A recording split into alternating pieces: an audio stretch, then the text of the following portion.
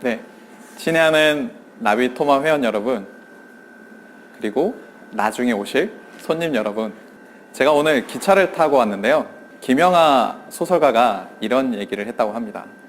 인생의 버스는 때론 우리를 엉뚱한 곳에 데려다 놓는다. 저는 버스를 탈 때나 기차를 탈 때나 엉뚱한 곳을 많이 갑니다. 제가 길치이기 때문이죠. 그래서 시간 약속 전에 1시간 일찍 오는 버릇이 있습니다. 이와 같이 우리가 계획한 대로 어떤 목표를 한 장소에 가든지 목표한 일을 하든지 그 일을 할 때 의도치 않은 경험을 하게 됩니다. 제가 회사에서 커피 자판기를 청소를 하게 됐습니다. 청소를 하게 된 이유는 이렇습니다. 저와 같이 근무를 하는 한 과장님이 성이 한씨이기 때문에 한 과장님이 계시는데 그 과장님이 커피 자판기를 열심히 청소를 하고 계시더라고요. 그분이 청소를 하시길래 저도 같이 도와서 청소를 하면서 이런저런 얘기를 나누었는데 한 과장님이 저한테 그러시는 거예요. 이 커피 자판기는 회사 거라고 생각해서 그런지 아무도 청소를 안 해. 먹을 생각만 하지.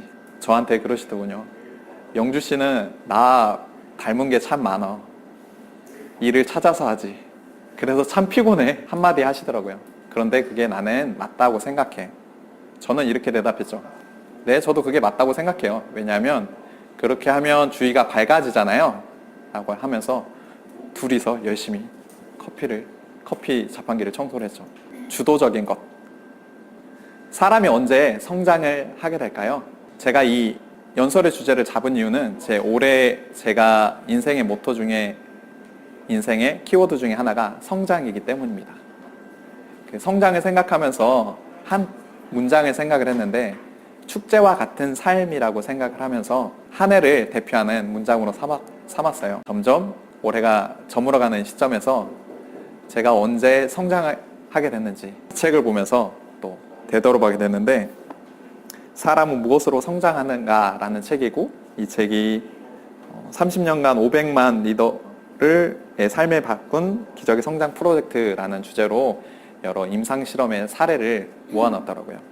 여기서 나온 얘기 중에 하나가 성공보다는 성장을 따라라 라는 얘기가 인상이 많이 남습니다. 그 성공이라는 것은 어떤 목표 지점에 따라서 열심히 달려가는 데 있고 성장이라는 것은 그 목표 지점보다는 그 과정에 집중하기 때문에 주위를 밝게 만든다라고 얘기를 하더라고요. 제가 성장하기 위해서 올해 초에 바인더라는 시간관리 도구를 배웠어요. 거기서 만난 여러 사람들이 있었습니다.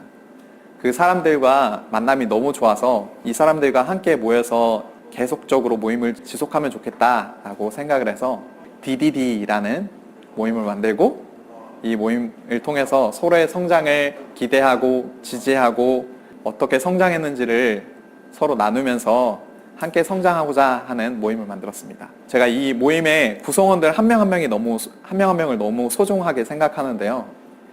그 중에 한 분이 아기, 아빠, 엄마가 함께 운영하는 카페의 사장님입니다. 엄마 사장님인데요.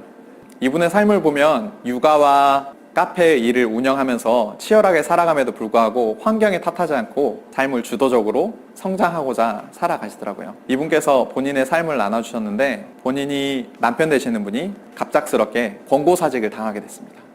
그 당시에 그 엄마 사장님께서 그분도 이제 주부로서의 삶을 살아가고 계셨는데 갑작스러운 남편의 권고사직으로 인해서 두 분이서 여행을 떠나게 됩니다. 호주의 바이런 베이 쪽으로 여행을 떠나게 되고 주변을 돌아보면서 많은 책을 함께 가져가게 돼요. 어떻게 성장을 할 수 있을지, 앞으로의 삶을 어떻게 꾸려나갈지에 대해서 고민을 하고 정말 많은 책을 읽습니다. 저는 좀 경이롭더라고요. 왜냐하면 그 환경에 굴하지 않고 환경을 주도적으로 어떻게 성장할지에 대해서 고민하면서 살아가시는 분이 있다는 것에 대해서 그분과 함께 DDD라는 모임을 통해서 정기적으로 모임을 갖고 있다는 것에 대해서 너무나 감사했습니다. 여러분들은 어떻게 성장하시나요? 그리고 언제 성장하시나요? 주도적으로 제가 만든 DDD라는 모임처럼 세상을 긍정적으로 보고 또 주도적으로 살아가시는 분들과 함께 성장하셔서 주위를 밝게 만드시는 여러분이 되셨으면 좋겠습니다.